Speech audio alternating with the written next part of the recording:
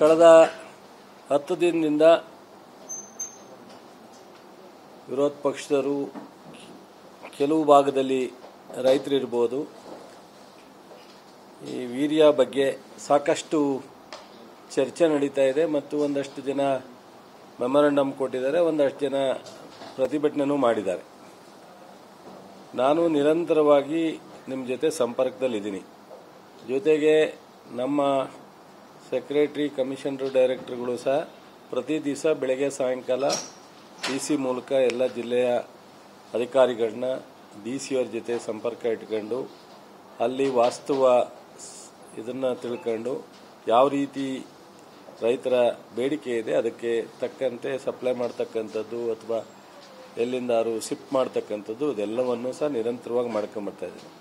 ಮಾನ್ಯ ಮುಖ್ಯಮಂತ್ರಿಗಳು ಸಹ ಮುಖ್ಯ ಕಾರ್ಯದರ್ಶಿಗೆ ನಿರ್ದೇಶನ ಕೊಟ್ಟು ಅವರು ಸಹ ಡಿಸಿಯವರ ಜೊತೆ ಎಲ್ಲ ಡಿಸಿಯವರ ಜೊತೆ ಮಾತನಾಡಿದ್ದಾರೆ. ಸೊ ಇದೆಲ್ಲವೂ ಸಹ ನಿರಂತರವಾಗಿ ನಡೀತಾ ಇದೆ.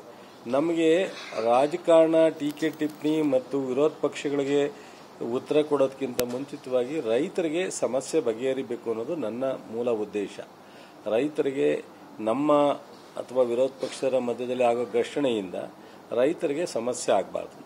ನಿಮ್ಮನ್ನು ಕೈ ಮುಗಿದು ವಿನಂತಿ ಮಾಡ್ತೀನಿ. ನಾನು ಹೇಳ್ತಕ್ಕಂಥದ್ದು ತಪ್ಪಿದ್ರೆ ಖಂಡಿತ ನೀವು ಕ್ವಶನ್ ಮಾಡ್ಬೋದು, ಅದು ಕ್ಲಾರಿಫಿಕೇಶನ್ ತಗೋಬೋದು, ಅಥವಾ ನಾನು ಬೂಸ್ಟಮಾಗಿ ಹಾಕಿ ಅಂತ ಹೇಳಲ್ಲ.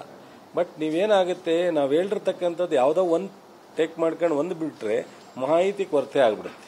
ಸೊ ಅದರಿಂದ ಮತ್ತು ನಾನು ಅಶೋಕ್ ಅವ್ರ ಕೆಲವು ಮಾತುಗಳು ಕೇಳಿದ್ದೀನಿ, ರಾಮುಲು ಮಾತು ಕೇಳಿದ್ದೀನಿ, ವಿಜೇಂದ್ರ ಅವ್ರ ಮಾತು ಕೇಳಿದ್ದೀನಿ.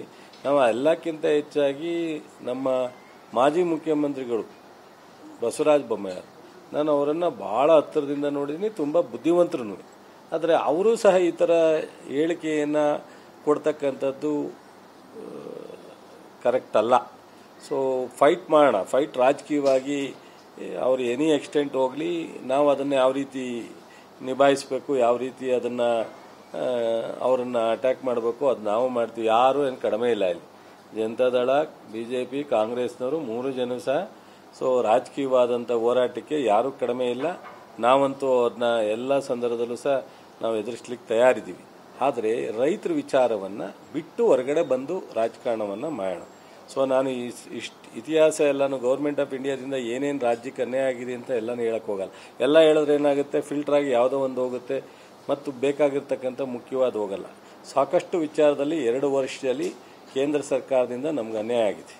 ಅದು ಬರಗಾಲ ಇರ್ಬೋದು, ನೀರಾವರಿ ಇಲಾಖೆಗಿರ್ಬೋದು, ಫೈನಾನ್ಷಿಯಲಿ ನಮಗೆ ಬರಬೇಕಾದಂಥ ಸೊ ಅನುದಾನ ಇರ್ಬೋದು, ಎಲ್ಲ ವಿಚಾರದಲ್ಲೂ ಒಂದಲ್ಲ ಒಂದು ರೀತಿಯಲ್ಲಿ ಅನ್ಯಾಯ ಆಗಿದೆ. ಅದನ್ನೆಲ್ಲ ನಾನು ಒಂದು ಕಡೆ ಬಿಟ್ಟು ಈಗ ಕೃಷಿ ಮತ್ತು ಗೊಬ್ಬರ ಇವೆರಡು ವಿಚಾರದಲ್ಲಿ ಮಾತ್ರ ನಿಮ್ಮ ಮುಂದೆ ನಾನು ಶೇರ್ ಮಾಡಲಿಕ್ಕೆ ಇಚ್ಛೆಪಡ್ತೀನಿ. ಇವತ್ತು ಒಂದು ಮೊನ್ನೆ ಅಶೋಕರು ಶ್ರೀಲಂಕಾಗೆ ಹೋಗುತ್ತೆ, ಅಲ್ಲಿಂದ ಬಾಂಗ್ಲಾದೇಶಕ್ಕೆ ಹೋಗುತ್ತೆ ಅಂತಾರೆ. ಅವ್ರಿಗೆ ಬುದ್ಧಿ ಎಷ್ಟರ ಮಟ್ಟಿಗೆ ಇದೆಯಲ್ಲೋ ಗೊತ್ತಿಲ್ಲ. ಶ್ರೀಲಂಕಾ ಬಾಂಗ್ಲಾದೇಶ ಕಂಟ್ರೋಲ್ ಮಾಡೋರು ಯಾರು? ಕೇಂದ್ರ ಸರ್ಕಾರ. ಅವ್ರು ಮಾತನಾಡ್ತಾರೆ ಅಂದರೆ ಅವ್ರಿಗೆ ಗೊತ್ತಿದ್ದು ಮಾತಾಡ್ತಾರೋ ಗೊತ್ತಿಲ್ಲದಲ್ಲೇ ಮಾತಾಡ್ತಾರೋ ನನಗೆ ಗೊತ್ತಿಲ್ಲ. ನಮ್ಗೆ ಯಾರಿಗೂ ಬಾರ್ಡ್ರಲ್ಲ. ಅದು ಕರ್ನಾಟಕಕ್ಕೆ ಶ್ರೀಲಂಕಾನೂ ಬಾರ್ಡ್ರಿಲ್ಲ, ಸೊ ಬಾಂಗ್ಲಾದೇಶನೂ ಬಾರ್ಡ್ರಿಲ್ಲ. ಬಾಂಗ್ಲಾದೇಶಕ್ಕೆ ಶ್ರೀಲಂಕಾಗೆ ಹೋಗ್ತಾ ಇರೋದನ್ನ ಕಂಟ್ರೋಲ್ ಮಾಡ್ತಾ ಇಲ್ಲ ಅಂದರೆ ಅವ್ರು ಇಂಡೈರೆಕ್ಟ್ಲಿ ಮೋದಿಯವ್ರಿಗೆ ಕೇಳ್ತಾವ್ರ, ಅಮಿತ್ ಶಾ ಅವ್ರಿಗೆ ಕೇಳ್ತಾವ್ರ, ನನಗೆ ಗೊತ್ತಾಗ್ತಾ ಇಲ್ಲ. ಸೊ ಅಮಿತ್ ಶಾ ಅವ್ರ ಆಫೀಸಿಂದ ಎಷ್ಟೊತ್ತಿಗೆ ಫೋನ್ ಹೋಗಿರುತ್ತೆ ಅಂತ ಕಾಣುತ್ತೆ, ಈ ಥರ ಎಲ್ಲ ಹೇಳಿಕೆ ಕೊಡ್ತೀಯಾ ಅಂತ. ಸೊ ಅಶೋಕರು ಮೊದಲು ಅರ್ಥ ಮಾಡ್ಕೋಬೇಕು. ಮತ್ತು ಮೊನ್ನೆ ಹಾವೇರಿನಲ್ಲೇನೋ ಹೇಳಿದ್ದಾರೆ, ನಮ್ಮ BC ಪಾಟೀಲು ಕಾಳಸಂತೆನಲ್ಲಿ ಏನೋ ನಡೀತಾ ಇದೆ ಅಂತ ಮಾರ್ಕೋತಾ ಇದ್ದಾರೆ. ನಮ್ಮ DC ಅವ್ರು ಅಲ್ಲೇ ಹೇಳಿದ್ದಾರೆ, ಯಾವ್ದಾರು ಒಂದು ಪ್ರೂವ್ ಇದ್ರೆ ಕೊಡಿ, ವಿತಿನ್ ಅವರ್ ಒಳಗಡೆ ನಾವು ಟೇಕ್ ಆಕ್ಷನ್ ಅಂತ ಹೇಳಿದ್ದಾರೆ.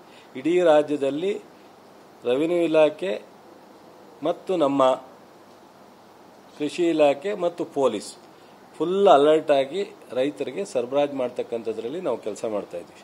ಯಾವುದೇ ಒಬ್ಬ ಶಾಪ್ನಿಂದ ಈ ರೀತಿ ಏನೋ ನಡೀತದೆ ಅಂದರೆ ಆ ಕ್ಷಣದಲ್ಲಿ ಅವ್ರ ಮೇಲೆ ಆಕ್ಷನ್ ತಗೊಳ್ತಕ್ಕಂಥದ್ದಕ್ಕೆ ನಮ್ಮ ಸರ್ಕಾರ ಸಿದ್ಧವಾಗಿದೆ. ಅದಕ್ಕೆಲ್ಲ ಥರದ ಡೈರೆಕ್ಷನ್ನು ನಮ್ಮ ಸೆಕ್ರೆಟರಿಯೇಟಿಂದ ಎಲ್ಲವೂ ಹೋಗಿದೆ, ಯಾವುದೂ ಇಲ್ಲ. ಇವ್ರಿಗೆ ಹೇಳೋಕ್ಕೆ ಒಂದು ತಬ್ಬಿಬ್ಬಾಗಿ ಇಲ್ಲೊಂದು ಅಲ್ಲೊಂದು ಹೇಳ್ತಕ್ಕಂಥದ್ದನ್ನು ನಿಲ್ಲಿಸಿದ್ರೆ ಬಟ್ ರೈತರ ಸಮಸ್ಯೆ ಬಗೆಹರಿಯುತ್ತೆ. ರೈತರದ್ದು ಏನಾಗುತ್ತೆ, ಯಾವಾಗಲೂ ಅಟ್ಟೆ ಎಲ್ಲರೂ ಒಂದು ಕಡೆ ಮಾಹಿತಿ ಬಂದಾಗ ಅವರಿಗೆ ಊಹಾಪೋಹ ಬಂದ್ರೂ ಸಹ ಆತಂಕದಿಂದ ಈ ಥರದ್ದೆಲ್ಲ ಆಗುವಂಥ ಇಟ್ಕೊಂಡು ಇದಕ್ಕೆ ಕಾರಣ ಬಹುಶಃ ವಿರೋಧ ಪಕ್ಷರು ಈ ಥರದ ಹೇಳಿಕೆಗಳನ್ನ ಕೊಡ್ತಾ ಇರೋದ್ರಿಂದನೇ ಈ ಎಲ್ಲ ಸಮಸ್ಯೆಗೆ